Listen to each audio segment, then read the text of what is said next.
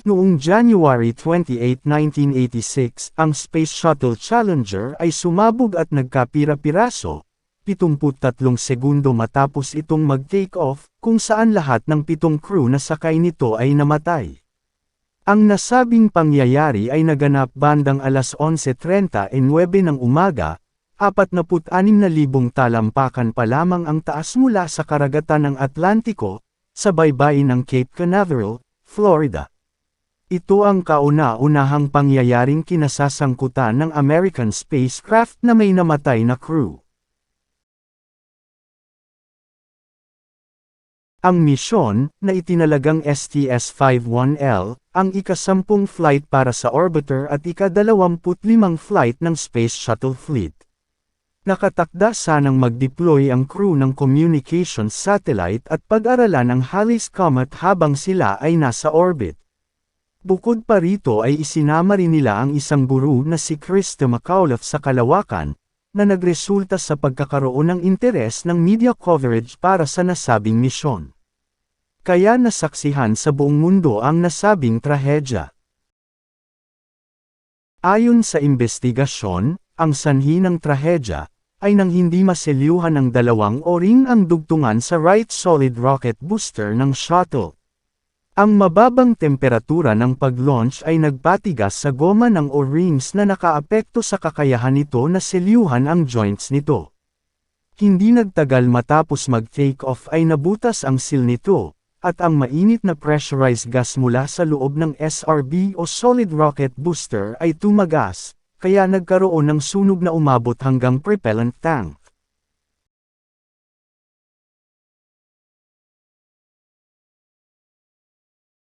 Narecover mula sa karagatan ang crew compartment at marami pang piraso mula sa shuttle, matapos ang 3 buwang search and recovery operation.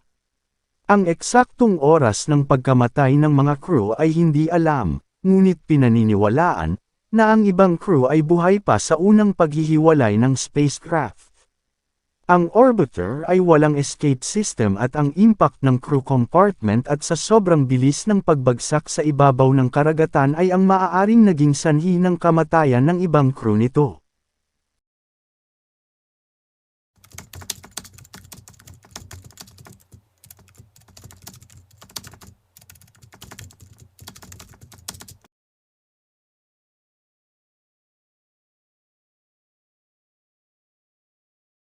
Here we see the 51L crew enjoying breakfast. Mission Specialist Ellison Onizuka sitting beside teacher and space participant Krista McAuliffe. And they are posing for their traditional shot during their breakfast. And then we have Commander Dick Scobie sitting beside pilot Mike Smith in front of the traditional cake featuring Halley's Comet and an apple for the teacher. Judy Resnick on the left, mission specialist, along with Ron McNair, and payload specialist Greg Jarvis, all members of the 51L crew. And they're going to give it another shot today. There they are, the crew of Mission 51L, including teacher and space participant and the first private citizen to fly in space, Krista McAuliffe.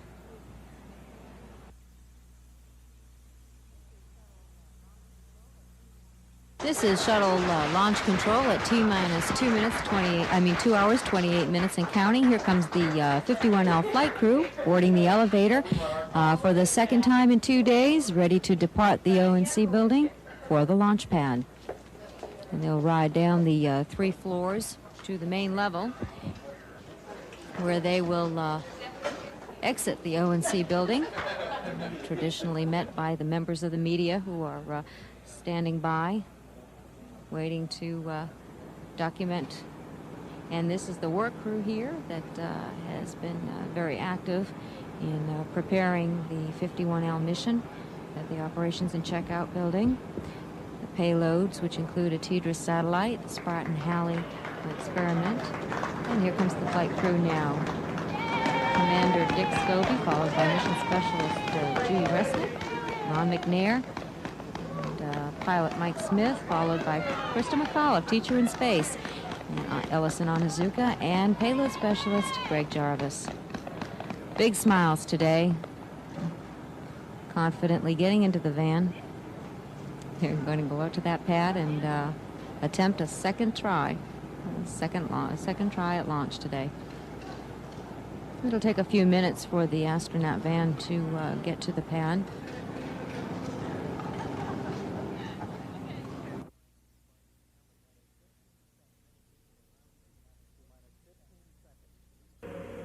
T-minus 15 seconds. T-minus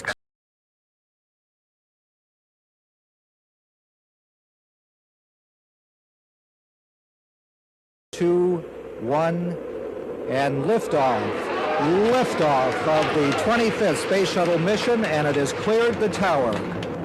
Now control. Roger, roll, Challenger. Good roll program confirmed. Challenger now heading down range.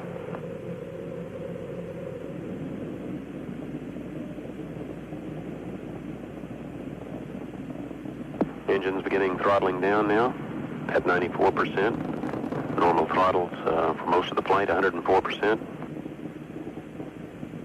We'll throttle down to 65% shortly. Engines at 65%, 3 engines running normally, 3 good fuel cells, 3 good APUs.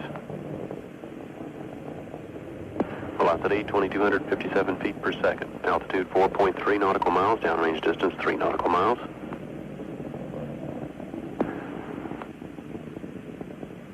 Engines throttling up, 3 engines now at 104%. Challenger, go at throttle up. Challenger, go at throttle up.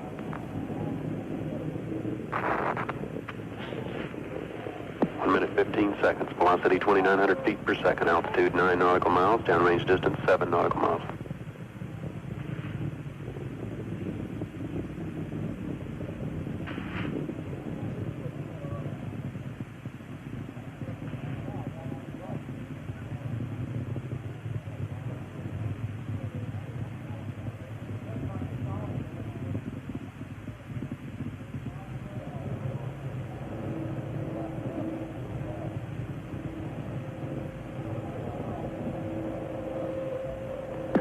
Flight controllers here looking very carefully at the situation. Obviously a major malfunction.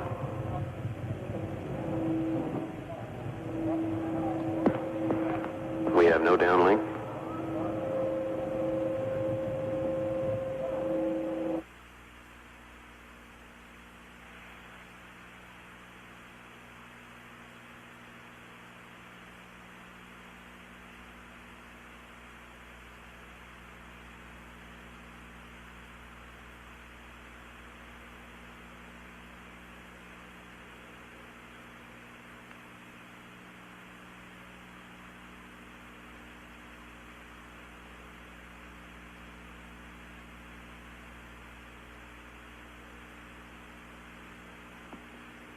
We have a report from the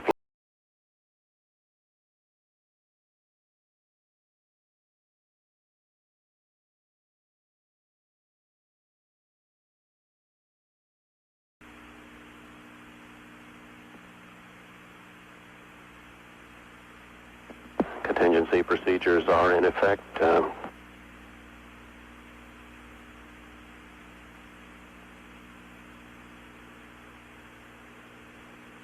We will report more as we have information available. Again, to repeat, we have a report relayed through the flight dynamics officer that the vehicle has exploded. We are now looking at all the contingency operations and awaiting word from any recovery forces in the downrange field.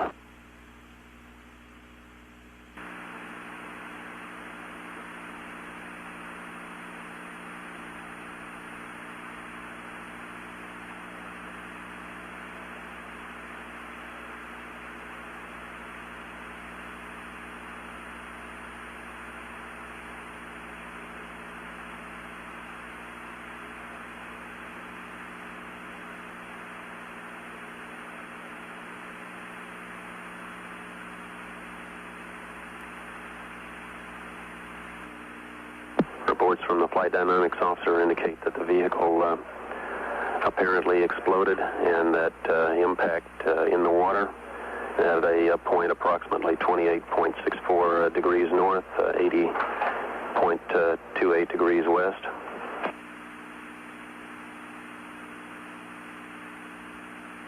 We are awaiting verification from as to the location of the recovery forces in the field to see what may be possible at this point.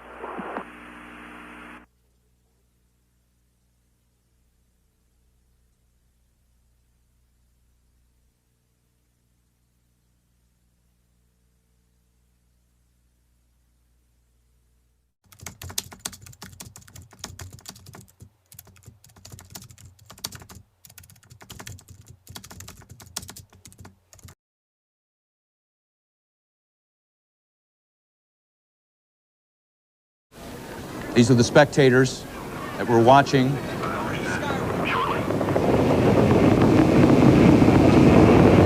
Engines at 65%, 3 engines running normally, 3 good fuel cells, 3 good APUs. Velocity 2,257 feet per second, altitude 4.3 knots. This is raw, unedited video, just sent via satellite.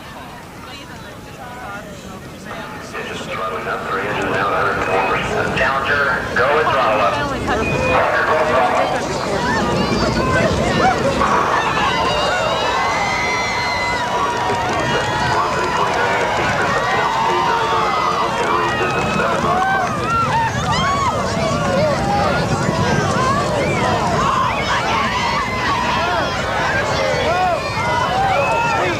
The picture you were just seeing is Christy McCullough's parents watching in horror. These are the students from her school.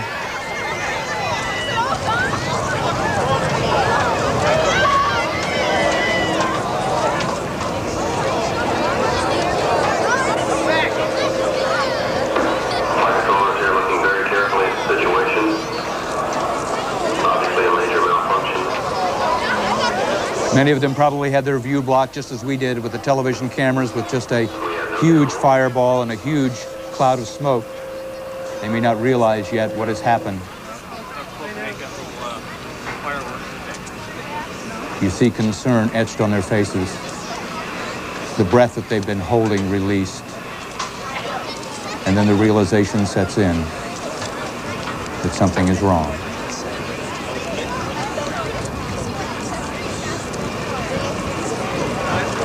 That shower in back there? Something came apart. When the stage came apart. Oh my God. Yeah. At that point, all that remained was Flight dynamics officer that the vehicle has exploded. Flight director confirms that. We're looking at checking with the recovery forces to see what can be done at this point.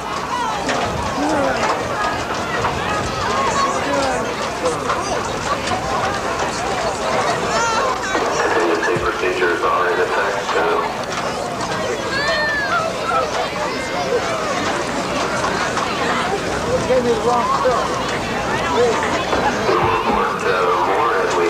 Edward and Grace Corrigan.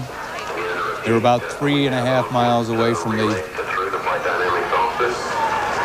area of the launch pad in the VIP launch area. The contingency operations and awaiting word from any recovery forces in the downrange field.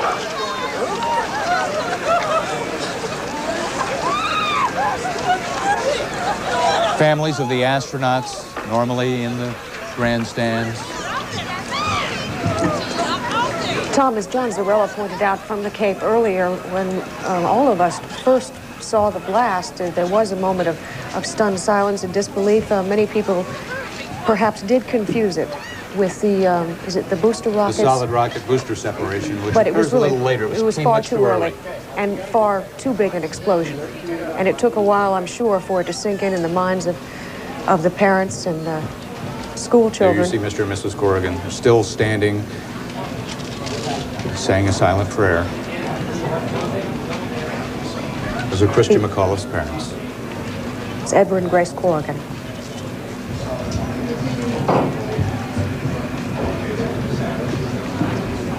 Mrs. Corrigan had said in an earlier interview with CNN that she would be thrilled to be the one to be up there herself.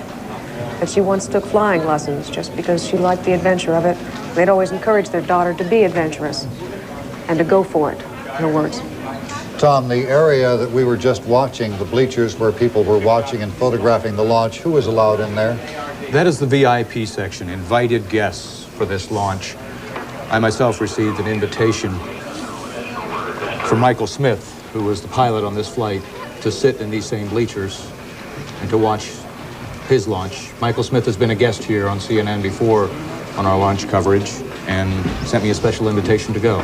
That would then include family members of the astronauts, friends? It includes family members. I understand there was a delegation from China of 100 people, school children from New Hampshire.